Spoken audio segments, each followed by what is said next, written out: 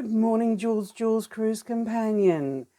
Today I'd like to go over with you what is happening with Royal Caribbean when they come back into Australian waters in 2022-2023. So I'm actually recording this on ANZAC Day, 25th of April 2022, and this would be my 5th year anniversary of my first time I ever visited Petra. I visited Petra on Celebrity Constellation. I'd like to continue in my series of what is happening with the restart of cruising in Australia in 2022-2023. And so we've had a look at Princess Cruise Line and P&O.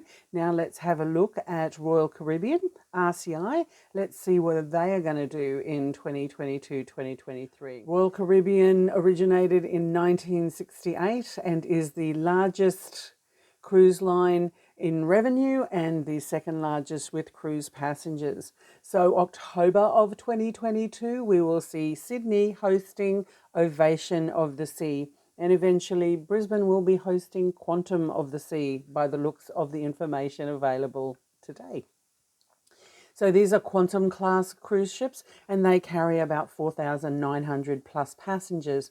Now, maybe the reason that we are going to have this size of cruise ship here in Australia is because of the depth of our waters in our ports, and also that we have some bridges that cruise ships have to pass under.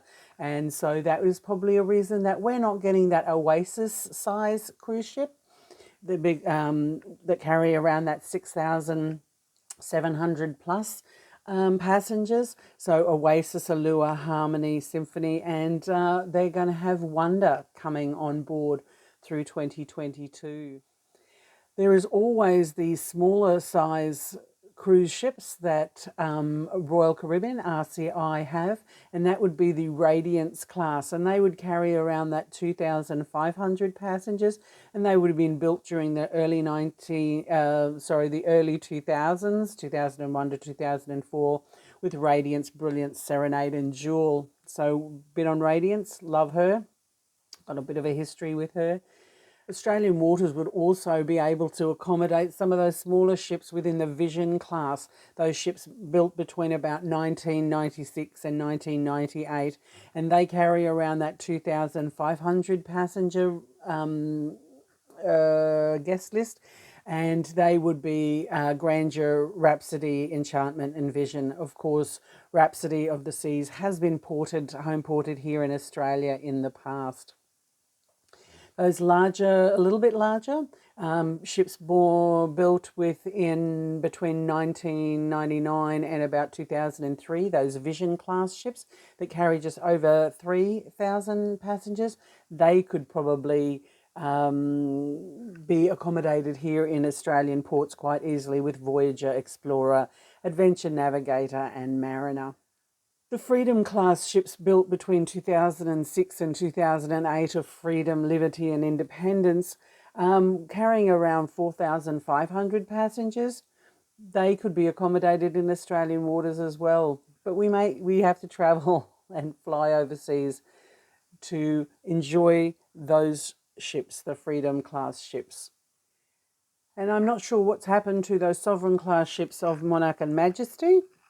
If somebody could make a comment down below and tell me what is happening with them at the moment. So if you want to enjoy the magic of Quantum of the Sea, she will be leaving Hawaii and the Trans-Pacific in October of 2022 and arriving in Brisbane 18 days later. My Trans-Pacific experience has been on Explorer of the Seas, a Voyager class ship, and that went from Seattle to Sydney. So that was a pretty amazing experience. Everybody should do that at least once in their life. So it looks like Quantum of the Seas will arrive in Brisbane after they leave Hawaii in October of 2022 on a Trans-Pacific.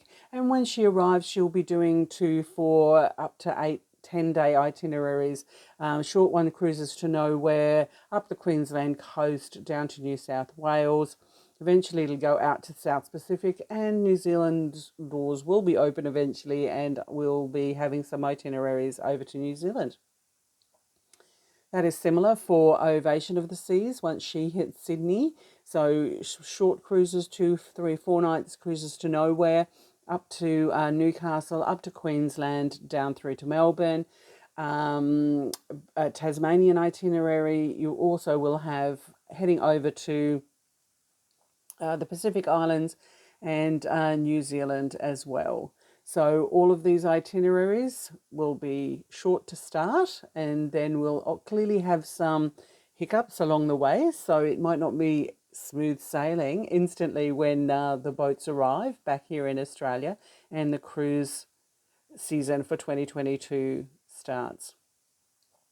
So let me know down below which was your favourite Royal Caribbean ship. I have been on Rhapsody and Radiance out of Sydney for the rock and roll cruises. I think they were pretty amazing trips. So if you like what you see, hit the like and subscribe button, share with your friends. Let's start chatting about what is happening with the Australian cruise season of 2022-2023. Stay safe, everybody, and happy travels.